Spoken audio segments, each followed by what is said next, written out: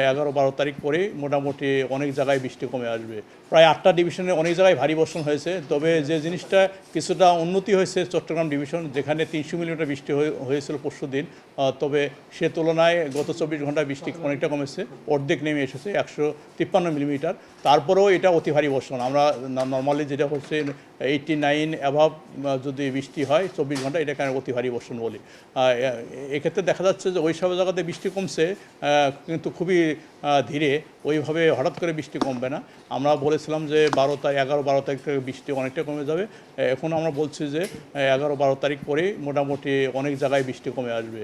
তবে যে বৃষ্টিটা এখন যেটা হয়েছে, আপনার বিশেষ করে রংপুর ডিভিশনে অনেক জায়গায় ভারী বর্ষণ হয়েছে এবং সাতক্ষীরা, খুলনা এইসব জায়গাতে ভারী বর্ষণ রয়েছে। এখনো যে বৃষ্টিপাতটা হচ্ছে চট্টগ্রাম বা হিল সাইডে যে বৃষ্টিটা হচ্ছে, সেই জায়গাতে পাহাড় ধসের সম্ভাবনা আসলে কতটুকু এখনো রয়েছে? হ্যাঁ, এই ক্ষেত্রে আমরা যেটা হচ্ছে কক্সবাজারে যেটা বৃষ্টি গত পরশুদিন যেটা হচ্ছে 125, গত রাতে যেটা 99 মিলিমিটার বৃষ্টি হয়েছে, এই ক্ষেত্রে কিছু অনেকটা কমে এসেছে। তবে যেহেতু আপনার এখন ওই সব জায়গাতে বৃষ্টির কারণে অনেকটাই মানে স্যাচুরেটেড অবস্থা রয়েছে, এই ক্ষেত্রে দেখা যাচ্ছে অনেক ক্ষেত্রে অল্প বৃষ্টিতেও ল্যান্ডস্লাইডের সম্ভাবনা রয়েছে। একবারে পুরোপুরি বৃষ্টি না থামা পর্যন্ত এটা বলা যায় না যে ল্যান্ডস্লাইড হবে না, যেহেতু এখনও ধরেন 24 থেকে 48 ঘন্টা ওই সব জায়গাতে মোটামুটি ভালো বৃষ্টি হবে। ওই রকম এক্সট্রিম লেভেলে বৃষ্টি না হলেও আপনার 50, 80 বা 100 মিলিমিটার বৃষ্টি হওয়ার সম্ভাবনা এখন রয়েছে। সেক্ষেত্রে তো আগের মতো যে অবস্থা ছিল তার থেকে কিছুটা উন্নতি হয়েছে। আপনার হচ্ছে রংপুর এবং হচ্ছে রাজশাহী, এই যে আপনি এই যে ডিস্ট্রিক্টগুলোর কথা বললেন, এই ডিস্ট্রিক্টগুলোতে আসলে বৃষ্টি কতটা বেড়েছে? কারণ এই বৃষ্টিগুলোর সঙ্গে কিন্তু আপনার হচ্ছে যে পানি বাড়ার একটা বিষয় থাকে। এই ডিভিশনগুলোতে বৃষ্টি কি অবস্থা? হ্যাঁ, এই ক্ষেত্রে আপনার বিশেষ করে রংপুর, রাজশাহী এইসব জায়গাতেও বৃষ্টি বেড়েছে।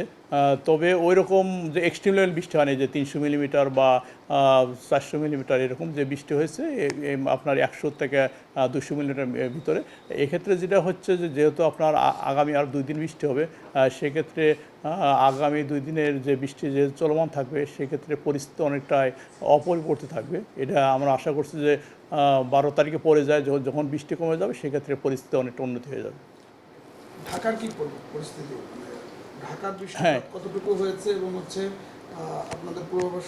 হ্যাঁ, ঢাকাতে যে ক্ষেত্রে এটা একটা অনেকটাই ঢাকা আমি লাকি বলবো, কারণ ঢাকার সারাউন্ডিং অনেক বৃষ্টি হয়েছে। যেমন ফরিদপুরে বৃষ্টি হয়েছে প্রায় 150 মিলিমিটার মতো, এমনকি টাঙ্গাইলে বৃষ্টি হয়েছে 124 মিলিমিটার ভিতরে, কিন্তু শুধু ঢাকাতে মাত্র 28 মিলিমিটার বৃষ্টি হয়েছে। কারণ যে মেঘটা ছিল বেসিক্যালি গতকালকে মেন বৃষ্টিটা হয়েছে আপনার টাঙ্গাইল, ময়মনসিংহ, এদিকে পাবনা, বগুড়া। আর আজকে যে শেষ রাত থেকে যে বৃষ্টিটা চলমান রয়েছে, এটা বেসিক্যালি খুলনা ডিভিশনে এবং ফরিদপুর, মাদারী পর্যন্ত। মাঝখানে অনেকটাই ঢাকা যে বৃষ্টিটা হয়েছে এটা হালকা থেকে মাঝারি ধরনের। সেক্ষেত্রে ঢাকাও বৃষ্টি হবে আপনার ধরেন এই 24 থেকে 48 ঘন্টা ঢাকা মাঝারি ধরনের ভারী বর্ষণ হতে পারে। তবে ওই রকম এক্সট্রিম লেভেলে বৃষ্টি হওয়ার সম্ভাবনা অনেকটাই কম।